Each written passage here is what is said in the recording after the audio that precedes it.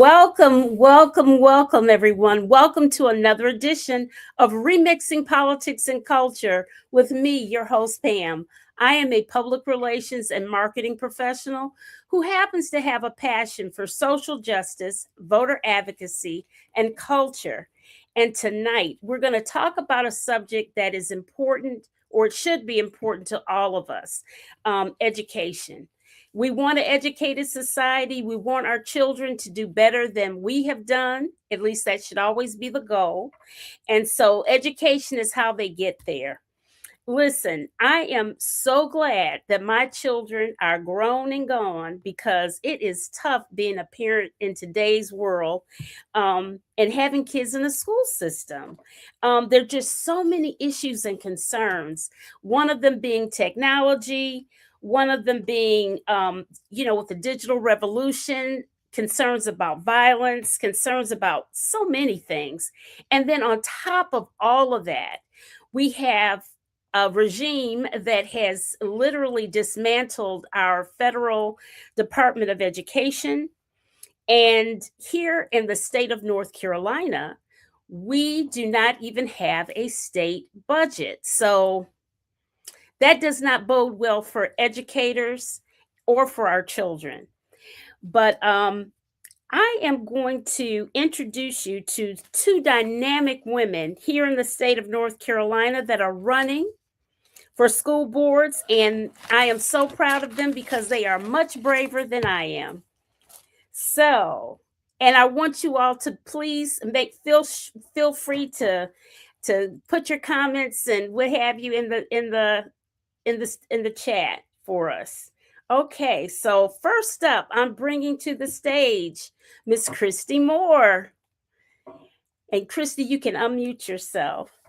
Kristy is a mom and lifelong advocate for public education with more than 20 years experience as a teacher, mentor, and organizer.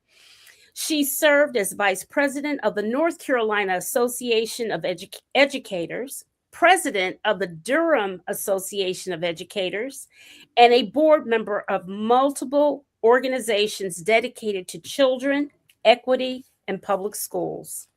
Kristy's commitment to service has earned her numerous recognitions, including a governor's appointment to the DRIVE Task Force and the State Census Committee, as well as awards for community leadership and mentorship.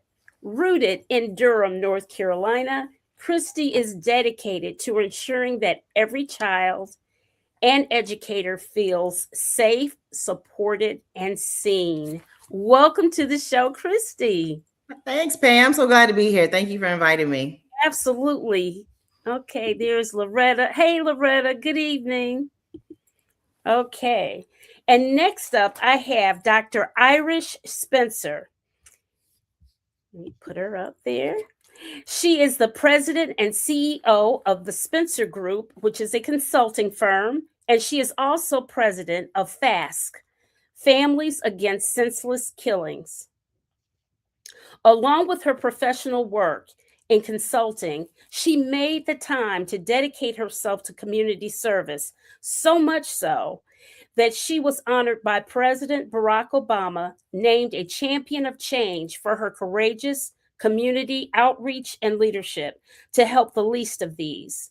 Her work continues to center on strengthening vulnerable communities. Dr. Spencer is a member of several boards, committees, and commissions locally, regionally, and nationally. Her 30-plus year career has given her extensive experience in developing and identifying corporate foundation, public, educational, and philanthropic funding sources. Dr. Spencer is known to many as Wild Irish Rose on 90.1 WNAA-FM, the broadcast voice of North Carolina A&T State University, the number one HBCU in the nation. Her popular number one show is aired every Saturday from 12 noon to 3 p.m., serving her community authentically, straight up, and no chaser. And also, she was the 15th North Carolina State Director of Zeta Phi Beta Sorority Incorporated. Welcome, Soror and Dr. Irish Spencer, to the show. Thank you so much for having me. I sound good the way you read it. Can you go with me on the campaign trail? I'm going to see if I can't get my operations manager to pull you in. You sound good. Thank you. Okay. And there is Soror Barbara Middleton Foushee, who is the first Black woman mayor of Carborough. Hey there. All right. So let's get into this, guys. Because there is a plethora of interesting things going on in North Kakalaki. Yes, it is. In terms of everything. But first off, North Carolina's problems in public education are all interconnected challenges. And one of the first challenges is definitely money. We are chronically underfunded.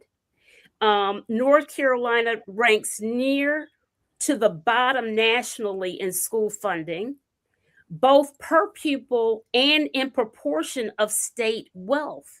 Because we're not a poor state. No, we are not a poor state. Hey, David, we are not. And so let's get into this. In fact, we have something so unusual in North Carolina right now is that we don't even have a state budget. Exactly. Yeah. Yeah. So as leaders, and we're going to pretend that you're already on the school board because we're claiming it, right? Amen. We're claiming that already. It's already done. Kristy, what do you plan to do? Well, again, thank you for having me on here with such an illustrious Dr. Spencer. I'm so glad to be on with you. Well, first of all, what we're doing right now, having these conversations between school boards is what we need to be doing.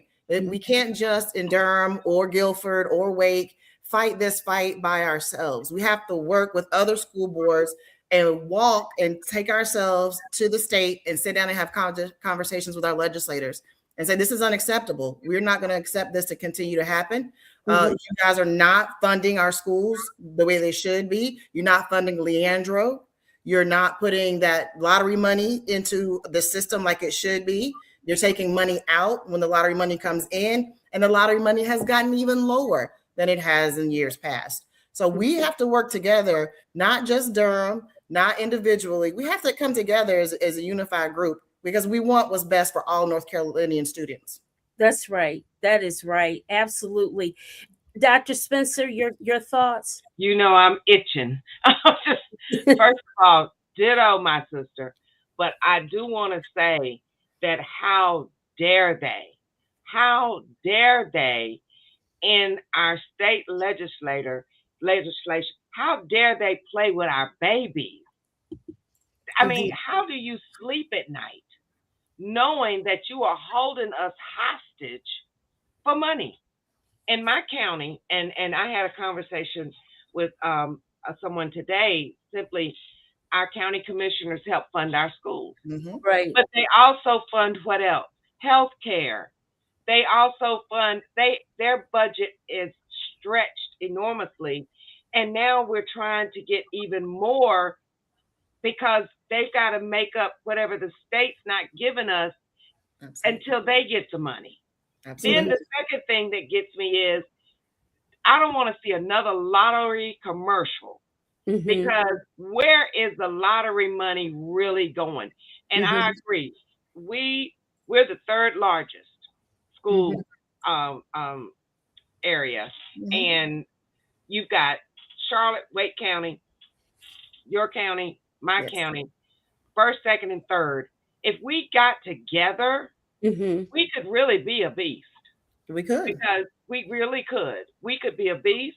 And if we bought together with us, the parents, the community, the educators, and we really do this and let them know we're not tolerating it anymore. And that's why I want to be on the school board because someone told me to stop saying I'm loud, but I can't help it. I am. I just feel as though somebody needs to explain it to me, like Denzel said in the movie, like a 2-year-old. Why? Where's the lottery money? 2, why have you not sent the budget? And because we're in schools and we're coming off of a pandemic, we've got kids that it's just a lot. It's a lot, Pam, Kristy. It is. It is. One of the things that with the explain, Kristy, for the audience, because there's some people here from out of state. They're not here in North Carolina. What the Leandro case is. So it's when basically we sued our state that we weren't doing what they were supposed to do for our children, not giving the appropriate resources into our schools and not funding all our schools appropriately. And so a judge decided that's the right thing to do, and he made that case, and it has not been funded since. And Dr. Spencer, you probably know better than me. I don't know how long ago that is. It feels like it's been forever ago. I'm sure the Leandro case. When did it go? Has it been at least 10 years? It has to be at least 10 years. 10 years, if not further. Yes. And that doesn't make it that makes no sense to me. Yes, especially our smaller counties. They don't have the resources they need. They can't even keep their buildings up because they don't have the tax base like a Greensboro and Durham does or a Charlotte does. And so we have to make sure that our state funds our education programs and our education. The Leandro case is a landmark lawsuit in 1994 and subsequent 1997 Supreme Court ruling declaring every North Carolina child has a constitutional right to a sound basic education. As of February 2026, the decades-long case remains in limbo, with no decision from the Republican-led Supreme Court regarding over $1.7 billion in ordered funding, leading to renewed protests. So, now, how long ago was that? I graduated high school in 1994. See, I don't even want to tell you what year I graduated. I'm almost 50. I'll be 50 in March. Now, come on. That is not acceptable. It is not. It's very unacceptable. We actually, during the big snowstorm, everybody got hit with it. I mean, I've never seen that much snow in years. We actually asked the community to please, if you could donate salt and brine to the schools. Because we could not, we used up all our budget and we've not had a budget. And so we needed help. And that is so embarrassing. And it's so not what we want our children to think that we think of them. That we don't care. Right. So right. And we can't get our children technology, especially some of these smaller counties. Even in Durham, there are spots that don't have technology. And we have to get them hotspots, and we won't be able to get them hotspots because the money is not being put. It's not yes, there. ma'am. Wait. Yes, ma'am.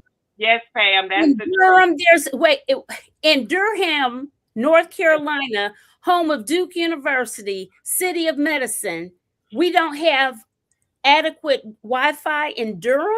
So you have to realize Durham goes way out. It's very long. Yeah, because I live north and I know further north. So there's still some pockets. I mean, they have something, but you have to realize Spectrum is very expensive. Fiber is expensive. So you have to figure out if you're going to pay for food or you're going to pay for Wi-Fi, you're going to pay for food for your children. You're not going to worry about that Wi-Fi. So we, during the pandemic, gave hotspots out for our children. But then when the pandemic was over, we took those back. So some of our kids are not being able to use the technology that they have because we don't have the funds to keep some of this technology up. The city was giving away hotspots. They were giving away for a full year, and they were doing so in the Department of Social in the Human Services building. It was last year they were doing that last summer. So I guess everybody, I don't know. But the parents have to know that's happening. Right. And a lot of the parents have to want to do that. Exactly. You've got some parents that are, and for lack of a better word, slack. And, they feel as though I shouldn't have to go down there and get that. I shouldn't have to do that. That should be, and it should be given to their child to bring home. During the pandemic, when that hit, everybody was freaking out because, okay, great, we've got laptops for these children, but some of them didn't have, so we had to take school buses and park them strategically in neighborhoods so that those neighborhoods could get internet. So it was so different. And from that, we learned we need to send hotspots home with these children. But we all know that technology changes like tomorrow. Absolutely. Yeah, it does. It sure does. Sure does.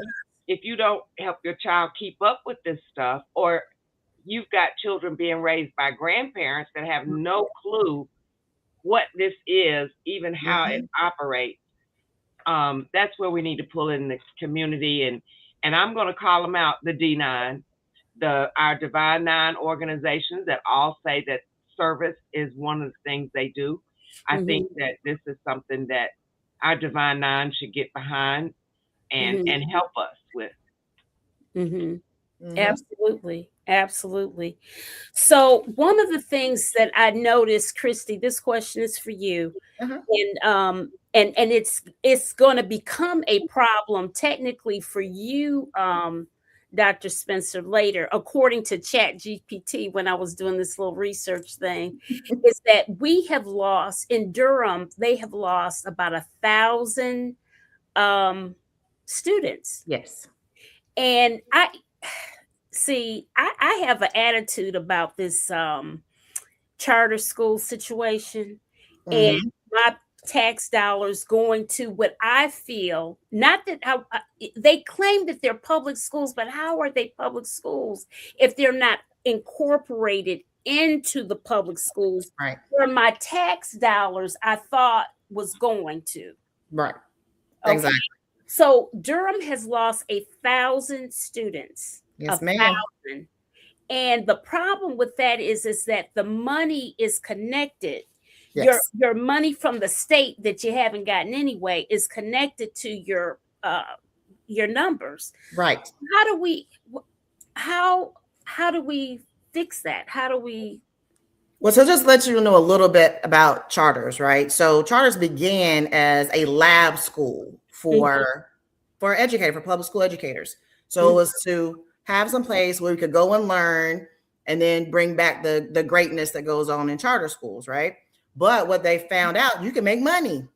So then all these charter schools started popping up, and then they had all this money from corporations and other places and business people. And so they could do the shiny things and the shiny communications, all this kind of stuff.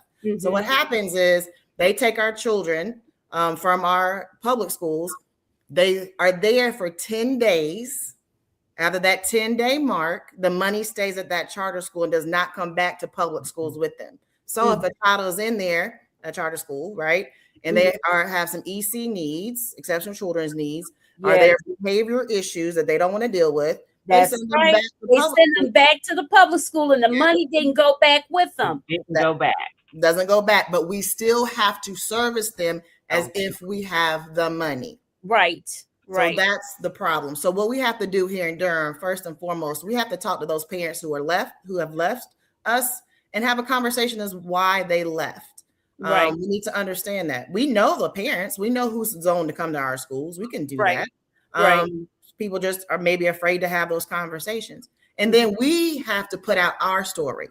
We're allowing the outsiders and other people to do our story instead of Durham Public Schools telling our story and having a strategic communication plan to do so. So the only things you hear about are the fights or the lockdowns and all this other kind of stuff, but you don't hear about the phenomenal things that are going on in our schools. Now, I've been hearing it only because, and I'll tell you why, because of the work that I do in social media stuff. And so the comms team has been putting those things out. I think it has to, beyond social media, though, it's like it has to be totally integrated, and sometimes you cannot get those spots on traditional media. Absolutely. But even our website is not user friendly. I have gone as a parent, as a former educator in Durham Public School, as an educated advocate who doesn't, I can't find stuff on the website. And the stories are not on the website for families to see. Our realtors don't know the greatness that goes on in our schools. So when they're selling houses, they can't tell them the greatness. So those are the kind of things. In the Cary, they'll figure we'll just go live in Cary. Yeah. Yeah. One of the things I'd like to say in Guilford County, we got that charter school problem, but our schools are full of our Black and brown babies. And that is, we've got a total of 67,620 babies. I call them all babies. I don't care if you're 18 years old. You're all my babies. Right. And we've got a total of about 120 schools. But our classroom teachers are about 4,500, but that puts us at a 15-to-1 ratio. And that's a little rough on a teacher. And I think that is something that they're really feeling. Also, I'd like to say, though, but our graduation rate is very at 92.1% right now, and has been constantly higher than the state average for over 10 years. I saw that. I saw that. And I was like, because when I was looking, I thought, wow, well, y'all better go there and get Guilford County. So what we know what you're doing to get that high graduation rate. That's excellent. Well, what I've started doing during my campaign and doing research before jumping into this big lake is a did you know? And my team puts together, after every school board meeting that we go to, we do a did you know in our newsletter, and we send it out. And for example, our school bus drivers. Yes. We need school bus drivers. We're down 58 drivers. Right. I saw that. Did you know that if you go and get your school bus driver's license, it's like getting a CDL? It is. So now a CDL is extremely expensive if you go to truck driving school. But if you go learn how to drive a school bus, they're going to give you a CDL license. You need to tell the community this. You need to tell the community what we need. You need to do a did you know? That the website is pretty and great and all that, but I think, and I agree, we need to be able to go on that website and see and hear the truth. But I think sometimes it's caught up in the minutia of the politics, because they don't want to get, well, we might not get our money if we say this, if we say that. But I think if we stick together, it works better if educational system in the state, if we stuck together and did legislation. I saw one of your people pop in and say it's a legislative issue. And he's the county commissioner in Durham. And he's exactly right. It is a legislative issue. The county commissioners are doing the best they can, but they've got so much to fund. And, we want to get on them about not doing this, not doing that. I will never do that, because I know it's not them. But when you've got people out here, as we say, in these streets, who do not know, they blame them. Exactly. And you find, Kristy, I don't know if you're going through what I'm going through, but not only am I campaigning, but it's like I'm educating too. Yes, ma'am. Absolutely. I'm having to educate these people to tell them, stop saying the county commissioners and the school board are not getting together. No, we're together. Especially in Durham. We're tight. And in Guilford County. So that's something that we are fighting here as well, is that state budget. And I go back to say, with us having the numbers and having the rates that we have with graduation, but we're having a fight to get money. You shouldn't have to. What I was reading about you guys in Guilford County, one of your bigger issues was a lot with infrastructure and the buses, having enough bus drivers and infrastructure, that a lot of your buildings are old. You need to get a lot of renovations and upgrades and things like that. So, I mean, who would want to send their child to a school in the summer, no air, oh, in we the winter, no can't. heat? I Mm-hmm. mean, some of the schools may have still asbestos. Some of the schools they're just lacking and they need repair. Right. But it's like sending your child to a babysitter that Mm-hmm. lives in something with no water and a condemned sign on the front door. You would Mm-hmm. never do that. Why Right. would you want to send your child to something all day? And it yes, Yeah. that's what we're fighting. Right. Absolutely. We are too in Durham. We're fighting the same thing in Durham. Yeah. Mhm. But the infrastructure with fixing up buildings and that type of thing. What is Yes. it going to do? Speaking of that, we've got the whole new Northern High School in Durham. Yes. Yes. What are you going to do with the old one? Do they know yet?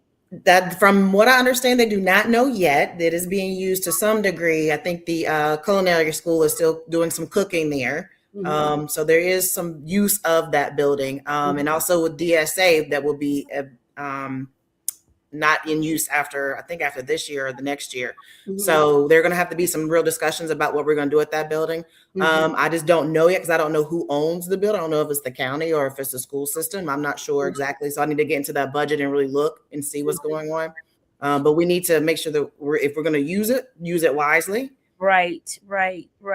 What about you, Irish? Do you guys have Yeah. situations like that where We've got actually some buildings that they're looking at selling, Mhm. and I hope they are able to sell them before the legislation or even our national government decides to come down and turn them into ICE villages. Oh my God. I mean, Just that. that Oh my right there God. has been circulating. We've got a Hebrew campus here that they wanted to turn and use as a place to hold people that may be arrested with ICE, hold children, hold. I mean, it's I didn't it's even a think lot. oh my God. Oh Yeah. my God. Oh. Mm-hmm. Whew. I gotta read this one comment that she's an educator. Let's see. She says, I'm an educator currently teaching at NC Charter for the second time. I believe charters are good when they are not exclusive, meaning they offer transportation and meal opportunities. Okay. And if I could just comment on that one, Pam, if that's okay. Sure. Yes. Oh, absolutely. I don't think we ever believe that charter schools are bad. There are some that are not good. But it's the exclusive part of it that we have. I've always had issue, especially with my work with the North Carolina Association of Educators, and not being inclusive.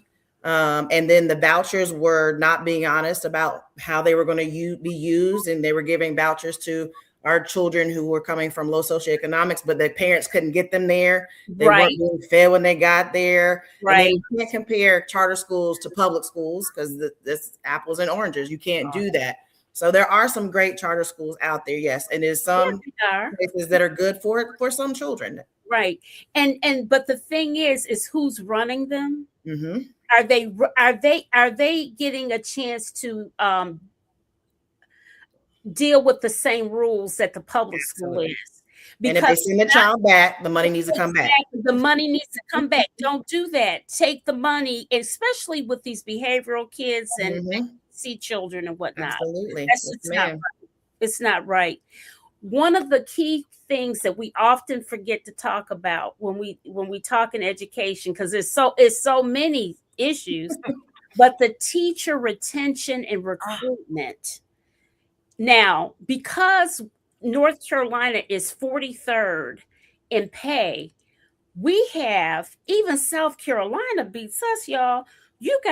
We're in severe competition with Virginia, Maryland, DC, of course, Tennessee, and South Carolina. I was surprised, South Carolina. I was surprised. But you know.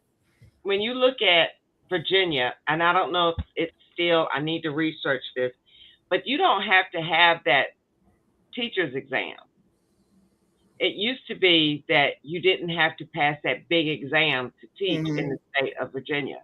So we had a lot of people leaving Greensboro area, going into Danville, going into Martinsville, going right across the line. It's not a 45-minute drive. And so teacher retention, when we're sitting here in Guilford County with 7 colleges and universities, and you know what I'm thinking, Kristy, we can't even retain some of them because the cost of living is so low, but what they have to deal with on a daily basis is so high. Absolutely. And it's not fair.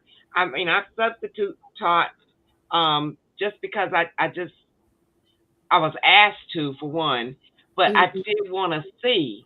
And it is, when they go to work, they go to work.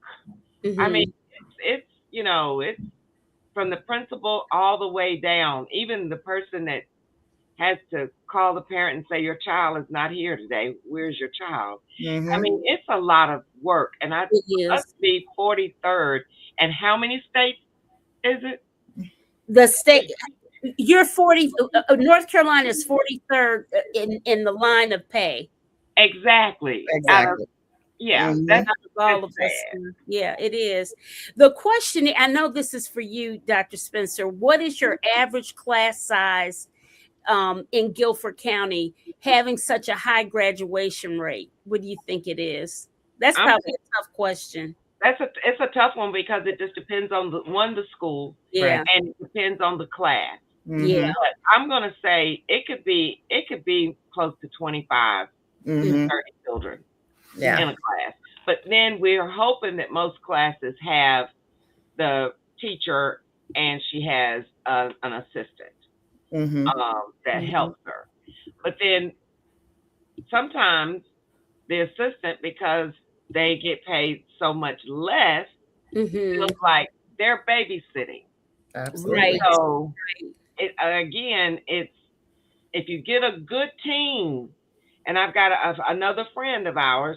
She's an EC teacher. And to give you an example, one of the classes that was an EC class, the teacher couldn't come in. They couldn't find a sub.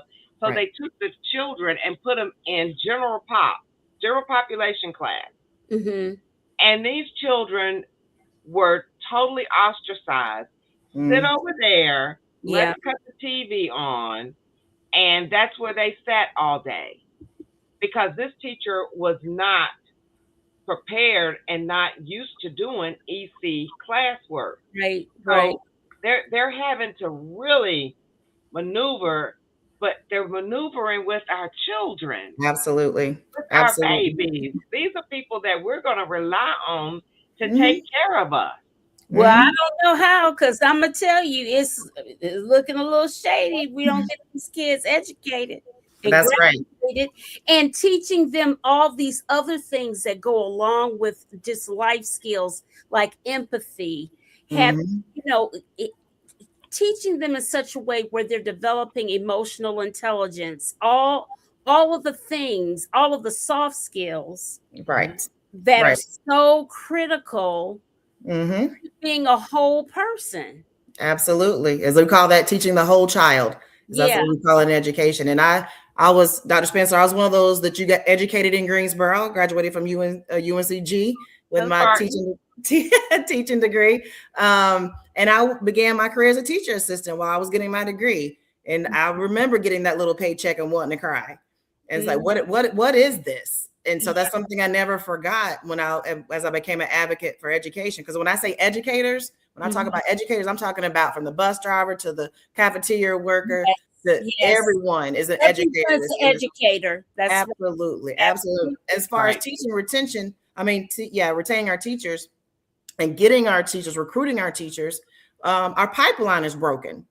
Quite honestly, we don't have enough individuals graduating from high school that want to go on to pursue a college degree or a degree in education because they see how little we make. We have a teacher cadet program that is very viable and wonderful. I know Forsyth County has used it a lot. And so some of those children that learn about being an educator in high school continue on to be a teacher. And then they go back to Forsyth County because they grew them into the educator that they are. So that's one thing I want us to do in Durham. I've been preaching that for years. So hopefully when I get on the board, Yes. we can implement. We can And you're going to implement share that. some of that with me when you get Yes, on the ma'am. board. Yes, When ma'am. you both get on the board, what I want, let's say this right here on this show, I want you guys to somehow, with these boards, have that communication between the two of you. Oh, it's done. Cross county and make it happen, because that it's going to be a together effort that's going to move this these people. We have got to, you guys, we got to come together. In my belief, nothing happens by accident. So there's a reason we're both on here together. Exactly. And nothing happens by accident. And so we really have to work together to make this thing happen. And we have to stop working in silos. And that's in Durham with our advocacy groups, the NAACP, our teachers association, everybody. We got to push this thing together and make it work together. Right. One of the things that I really want to push is when you send a child home on suspension. I really want them to think long and hard. Some of our educators, our administrators, when you suspend a child and they go home to the street, I think that we need to pull in some of these community organizations that actually have programs. I know some people hate that word program, but I think that if there's an organization, a church that has a program from 8 to 5, Monday through Friday, just for those babies, just for those children, when you you're going there. You're not going home. Your parent needs to go to work. They don't need to worry about you letting everybody in the house. They don't need to worry about you joining a gang. I think that that's where I want to pull community in so that we can all be responsible for these babies. Absolutely. We need to all figure it out. I also feel like, and we have a great program in Guilford County, but I really think everybody is not college material. So we need to make sure that there are things in school, and we do have CTE programs, but every school needs to have it, where a child, we're home of aviation, there should be aviation classes for those students that when you finish, you go straight to Jet Zero. You go straight to some of these companies. Construction classes, HVAC. Right. HVAC, honey, you be paid all day long. You make more than teachers. That is true.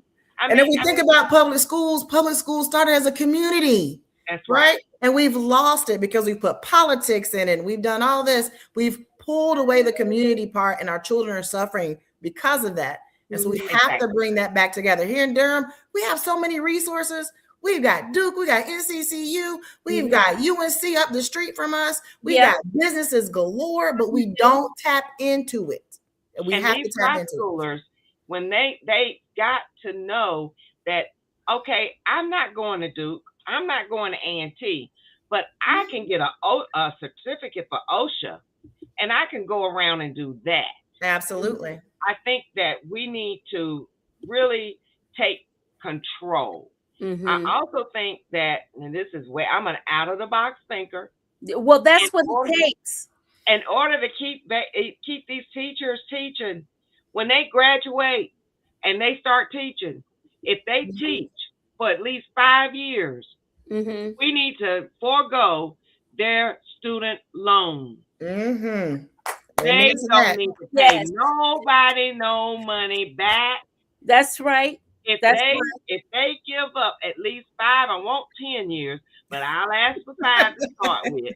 But because you went to college for 4, you're gonna give me an extra one. But if you do that, then I think that we should forego their student loan. Absolutely. That means we've been able to retain, and they got to stay in North Carolina to teach. Absolutely. Now you know what and we should do that for some other professions that we might feel be absolutely. Absolutely. Yes. And that goes right into that high school program. We get them into college. Yes. We pay for them at the end. Right, Exactly. and we right. keep them. And that pipeline that you talked Absolutely. about that's broken, that we can keep or retain or something. Jeez. Absolutely. And prepare them for that praxis, because that praxis is a monster, and it's Isn't that expensive. right? It's expensive. It's How expensive much to does take. listen, did they ever get back that rule? You know, the state had taken away the extra pay. If a teacher got their master's degree, you used to get a bump in pay. And then I thought they took it away They some did. years ago. They did. It has not been reinstated. Oh, it hasn't? So No, why ma'am. do you have so what gives you the incentive? They Unless didn't you're even going to leave the state of North Carolina. I've got another person. She got her undergrad at A&T. Mm-hmm. She got her master's. She went and got her doctorate because she was doing this on the road, Mm-hmm. and that cut out. She jumped left and went to Maryland and is getting Absolutely. paid. Absolutely. Absolutely. Mm-hmm. All You of have that some is- counties that are paying for people's masters, but it has to be exactly in what you are teaching. So I taught preschool. My master's is in K6. Luckily, I was grandfathered in because I was able to get paid for my master's. But if I hadn't been, then I wouldn't have got paid for my master's because it wasn't in preschool. It was in K6, and I wasn't teaching K6. That's Oh, too confusing to me. that They're is. babies. These you're wanting to teach the children. You're wanting to take care of the babies. If you Absolutely. want to do this, we want you here to Right. do And we're this. in So education. So why are you not promoting educators to get more education? I don't, it makes no sense. Listen, one of the things that I think that we really got to teach these our kids is in civics about voting, and then voting again and voting Absolutely. some more, because we have these numbskulls in the state houses, and they are just deranged. Mhm. they I mean, are. I'm so sick of them. I am really, I mean, it makes no sense for North Carolina to be the only state in the union without a budget. Really? The only The state. only Only state in the And union. why are we not more outraged about that? Is what my problem is. You I know, don't know.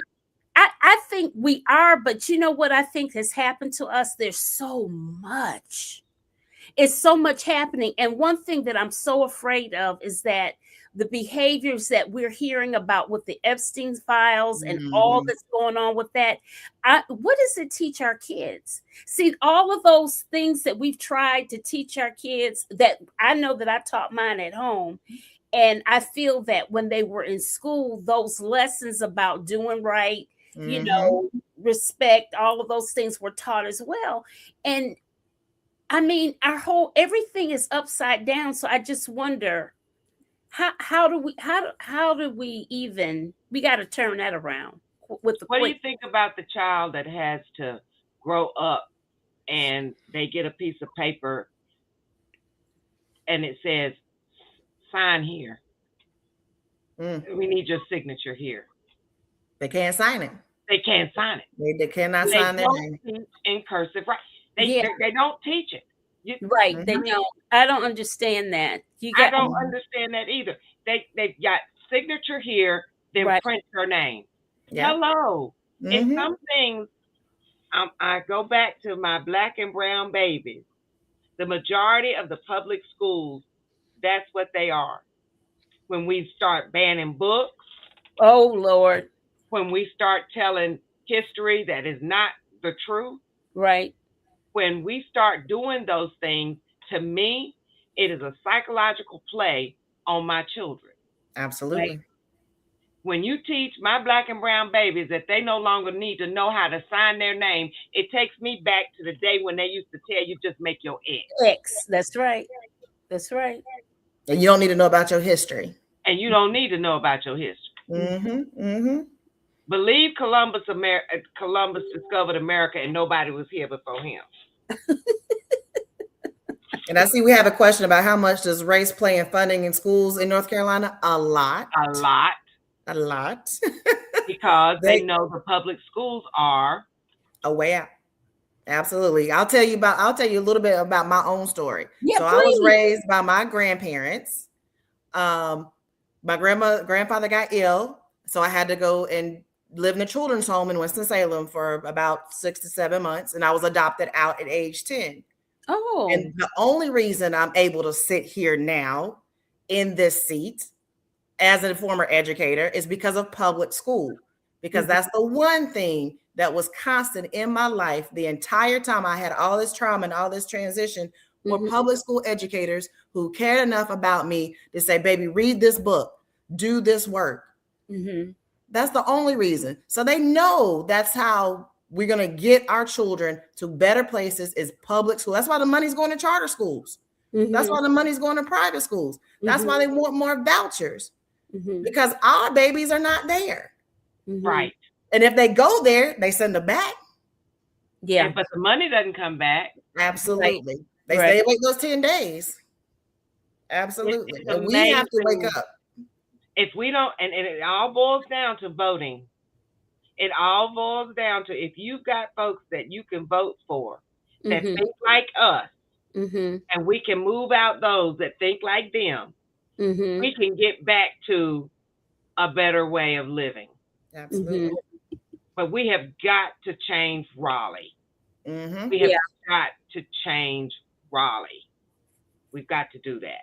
Who's the state education committee? Who's the chair of the state education committee? I wonder what does she mean by that?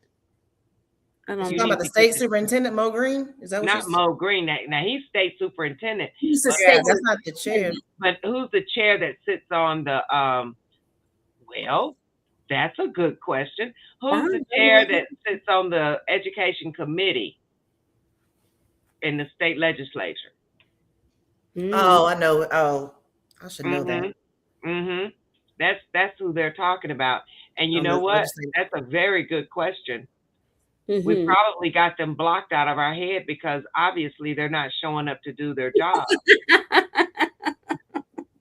That's why we don't know their name. Absolutely. I would love to know why we're not having that conversation and what is it that they could possibly, what's the answer? What is the answer to why we don't have our money? We've got some commissioners on here. What have they told you? I mean, me and Kristy, they're asking, Dr. Spencer's asking you, what have they told you as a commissioner? Why Kristy and I are going to ask when we get on the board. They're going to have to tell me. I will drive to Raleigh. Somebody got to explain it to me. We can ride together. Pick me up on your way. We can ride together. And we're going to go together because y'all need to tell me. It says the chair is Eric C. Davis. Oh, Eric. You know who Eric is? I do not. I don't either. Is Eric C. Davis. Wonder what city he represents, what district he's in. We need to come. They are prioritizing education the way we do our hair, nails, and beyond. The education K-12, we have Representative Biggs, Rep. Gothman, and Rep. Willis are on there as the chairs. Well, if you look it up, you'll see why. And they were probably elected, so that means that they were elected to serve. I know one's an R. Yeah, we need service. We need to know. We need them to tell us why. Here, Zachary says, my grandsons go to a charter school. Zachary is in the state of Michigan, and I'm not impressed with it. They don't even have homework. Now, my bonus grandson is in high school and is adjusting to homework. Wow. What's up? And I have been hearing that where some teachers aren't giving homework or whatever. And they are moving away from that. Even in public education, some teachers are moving away from that because you have a lot of kids with a lot of athletics after school. So they get home about 8 o'clock after games and all this other kind of stuff. Then they got to be up for an hour, 2 hours, 3 hours sometimes doing homework. So it's not getting done. And then there's no one at home to regulate whether it's getting done or not. And so then kids are getting zeros, which then affects their grades. So a lot of educators are actually moving away from homework because it's not really doing a lot for the students. It's just making them get lower grades, quite honestly. Interesting. Wow. That's That's homework wow. was that thing that you had to practice to make sure you knew it. You know? Right. Yeah. But also you have to goes back to technology because Durham's 1-to-1. So if they don't have internet at their house, they can't do their homework and submit it because they have to submit it through the computer. Portal. Mm-hmm. Oh. Absolutely. So that's also another reason why some of the educators are moving. But it's just a lot of it wasn't getting done. So in my conversations with a lot of educators, they're like, we just don't bother anymore. Or they do it. So my daughter's a cheerleader in middle school, so they have homework hour, and then they go into practice and cheer. So what does she do in homework hour? Literally homework? Yes, ma'am. Or they can ask questions or get help, that kind of thing. Mm-hmm. I know the children that leave school that go to after school programs at the Y and places like that. They sit there. They actually have sessions where they sit there and help those children with homework. Absolutely. If they've got homework to complete. And you think about it, that new math, parents can't do the new math. So I can't do the new math. Listen, here's the thing. I saw that whole new math stuff and everything. It gets to the same answer that we did it with regular common sense. It does. It does. Why are they doing that? Why? It's supposed to be problem solving, thinking through the steps, but it frustrates a lot of our children because, like you said, they get to the same answer. Yes. And then they don't get credit because they didn't show all the steps. So it frustrates them. But in China, I don't think they're doing that. Okay. I've been looking at some other countries doing stuff, and they're not doing all of that foolishness. They're getting the job done, and they are light years ahead of us. They are. Everything. Well, see, a lot of the problem is people who come up with these things are not educators. They haven't been in the classroom. They come up with new curriculums to sell. Education's $1 billion industry that our kids aren't seeing as money, but we got to buy this book, and that's usually wrong. We have to get these resources. We got to get this technology that halfway works and halfway doesn't. It's $1 billion industry. The test our kids take at the end of the year, we pay for that. So you think about all the money that's being made off the backs of our children that are in some cases not good for our kids. And look at the stress that those kids are under to pass those tests. My daughter gets anxiety every time. Mm-hmm. And teaching to the test. Yeah. And teachers hate it. Yeah. Hate it. Yeah. Yeah. And that's why a lot of teachers are leaving. They don't want to teach to the test. They want to teach the kids what they know they need to know. Right. Right. Real life lessons. My 21-year-old told me, Mommy, I wish I'd have had financial literacy in high school. Mm-hmm. Oh, yes. Oh, yes. Real stuff. Yeah. Yeah. We have found him. We found that Eric Davis. We have found him. Yeah. And he's appointed at large by the governor. By the governor. Mm-hmm. Rather than representing a specific regional district. Mm-hmm. Or district. Well, yeah. It's supposed to be so it's not D's or R's, but it's more of a bipartisan situation. But you also have to realize they can't hardly get anything out of the legislators because of the contention. So right. When you have every time Stein puts something up, he gets chopped down. Exactly. So yeah.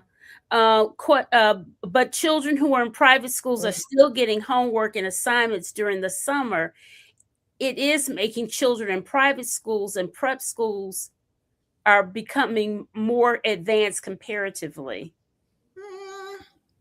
I don't know. I haven't seen the research on that. I'll have to look that up because I haven't seen any research on that. Okay.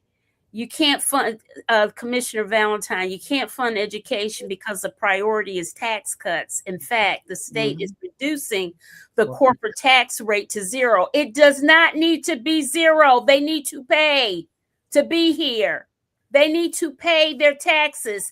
Just like here in Durham, Duke doesn't pay taxes and they own all of this real estate. You know, and their foundation pockets are deep. Yeah, absolutely. We having to pay for their deep pockets. Also, there's a national conversation about eliminating property taxes, Yep. which is how we fund the schools. If we don't turn these seats in the state assembly and the Congress, we're going to be in trouble. I mean, this stuff doesn't even make sense. How do they expect stuff to get They're doing exactly what they plan to do, destroy public education to keep our children out of doing better and being the best people they can be. Uh-huh. It's a plan. It's a plan that's been in action for years. They've slowly started defunding public education. Yeah. Because they know who they assume that it's just Black and brown children. That's exactly what it is. But it's not just us going to be impacted by all of these things. No, They're so short. Racism, if at the core of all of this stuff, all of these things, it's racism. And it's so foolish. Mm-hmm. I mean, you've got to be mentally ill to be that racist to hurt yourself. Mm-hmm. It's racism, and it's also about socioeconomics. You keep the poor. Who has a lot of money? Walmart. Who's putting money into this stuff? Walmart. So we have to, and who's going to continue to go there? People who have to shop there. Dollar General, Dollar Stores. Those corporations put money into this to keep people poor. Mm-hmm. That's what they did. Roses. Yeah, same thing. Yeah, they're all it's so interesting how they have those stores that appeal to a certain demographic. Absolutely. Of course. It's and, just and so, is that Fred I am Butler? Fredia Butler. Yeah. Fredia. Okay. Uh-huh. Yeah. Okay. Certainly. It's from your mouth to God's ears. Yeah. Well, let's see. How do you entice older retired educators to help? They are helping. They're in there. They're the ones that are coming. They're the ones. They're doing it. Absolutely. They take their 6 months off and come back and work at a reduced hours sometimes, but they're there. Yeah. They're subbing. They're volunteering. Yep. Mm-hmm. They get a little bit higher sub pay because they've their experience. Yeah. But they're thank God for them. Yes, because that's how we're surviving in a lot of our places. Yeah. Let me ask this round question. Kristy, what's the first thing you're going to do when you get elected to the board? Well, the first thing I'm going to do when it's announced March 3rd, I'm going to sleep for a couple of days. And then I'm going to start reaching out to all our community here in Durham. I've already started having lots of conversations. My Hispanic population I've been talking to, of course, my African-American population, my family, I've been engaging. Students, I've been talking to students, but we have to start having conversations and start building trust back here in Durham. We've lost a lot of trust here in Durham based off of budget issues. Mm-hmm. And so just beginning the work. I don't believe in waiting until I take the oath of office. I believe in starting that work as soon as it's announced that I am the winner. So thank you, Pam, for asking that question. All right. That's a loaded one. I'm getting ready to ask that to you too, Spencer, because I cannot wait to see what happens between the two of you and your boards and how it expands. It's about to be powerful. I envision this thing because I've had another situation where I had two legislators.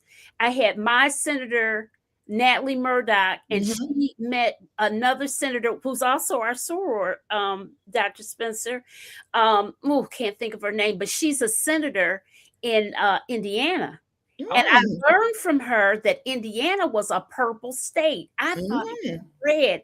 I learned so much on this show. I think I'm supposed to be teaching people, but we all learn from each other. That's and right. Especially when it gets mixed up with people cross, states and divisions. It's a great way to learn different things.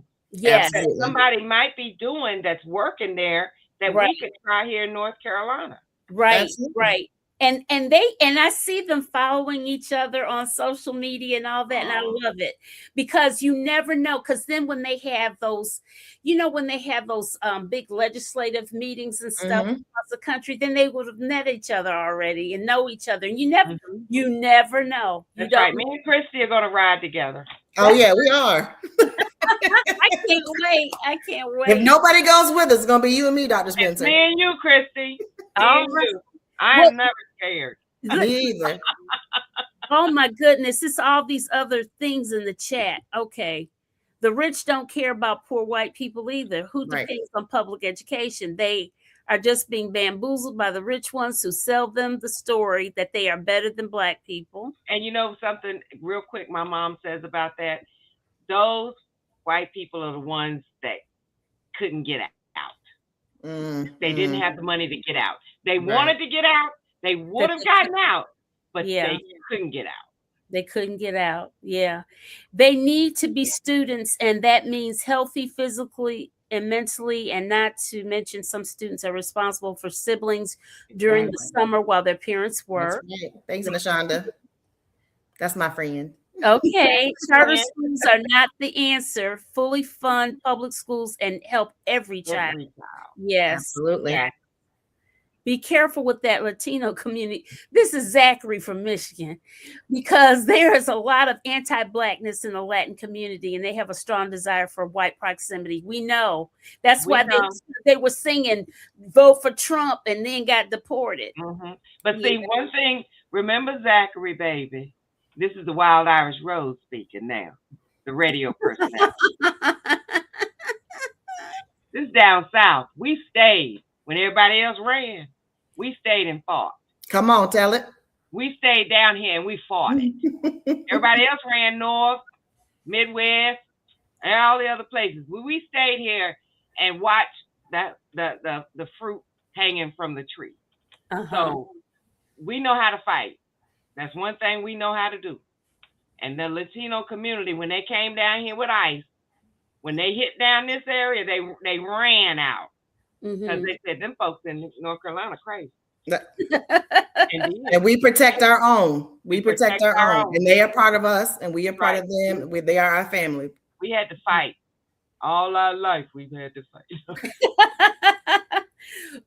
You got to answer the question, Dr. Spencer. Oh, you now.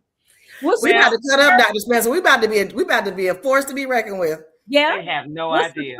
They have no idea. What's the first thing you're gonna do when you're elected to the board? Honestly, I'm like Kristy. I think I'm gonna try and get some sleep. I'm gonna take my team out because my team has been. I call them the gangsters. Not gangster. They are straight gangsters. And I wanna celebrate with my team. Then as far as the school board, the first thing I want to do is listen. I want to listen to what they say. I want to listen to what my community says. And then I want to listen to the educators and administrators. I'm a listener. And then I want to sit back and see where is the disconnect. Because somewhere there's a disconnect. There is. And that's what I want to start with. And then after that, me and Kristy hitting the road, and we on tour. On tour. On tour, getting your other posse together to get the legislators straight. We're about to get that money. We're gonna get that money. I don't understand. Where my money? Where my money at? Run me my money. What they say? Run me my money. Run me my money. Oh boy, I tell you. Well, listen, this has been great. This has been a wonderful conversation. And listen, best of luck. And just a matter of another week? We got a week. And well, I understand, Kristy, if it's like what I heard today, tomorrow tomorrow is like, this week is killer. This is the kill week. And it cuts off on Saturday.